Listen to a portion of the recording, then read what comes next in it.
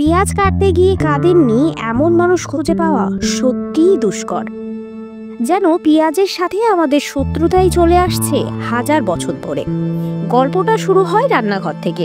কেউ ভাজি দিচ্ছে, কেউ কোরমা বানাচ্ছে, আর কেউ শুধু সালাদ কাটছে। কিন্তু পেঁয়াজ কাটতে গেলেই চোখ জ্বালা আর পানি পড়া, এই অভিশাপ সবার ক্ষেত্রেই কিন্তু একই। কিন্তু কেন? পেঁয়াজের ভিতর থাকে সিনপ্রোপানেথিয়ার এস অক্সাইড নামের এক ধরনের গ্যাস। আপনি যখন পেঁয়াজ কাটেন তখন এর কোষগুলো ভেঙে এই গ্যাস নির্গত হয়। এই গ্যাস চোখে পৌঁছালে চোখ ভাবে এটা তো বিপদ।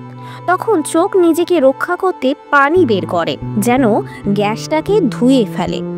এটাই চোখ জ্বালার আসল বৈজ্ঞানিক কারণ। এখন আসি পেঁয়াজের ইতিহাসে। 4500 বছর আগে প্রাচীন মিশরীয়রা পেঁয়াজকে শুধু খাবার নয়, স্বাস্থ্য ও শক্তির প্রতীক মনে করত। শ্রমিকদের শক্তি বাড়াতে পিরামিড বানানোর সময় প্রতিদিন তাদের পেঁয়াজ দেয়া হতো।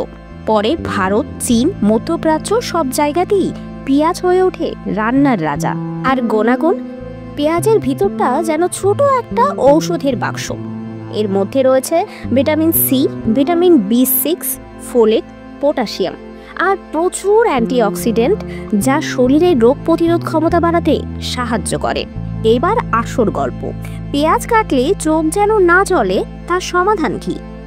পেঁয়াজ কাটার আগে 10 মিনিট ফ্রিজে রেখে দিতে পারেন, অথবা পেঁয়াজকে মাঝখান থেকে ভাগ করে 10 মিনিট পানিতে ভিজিয়ে রাখতে পারেন।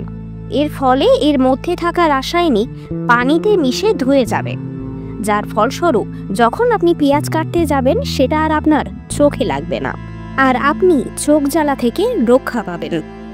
এখন থেকে পেঁয়াজ কাটার সময় মনে রাখবেন, পেঁয়াজের সঙ্গে এই শত্রুতা কিন্তু আমাদের এখন থেকে নয়, এটা শুরু হয়েছিল 4500 বছর আগে।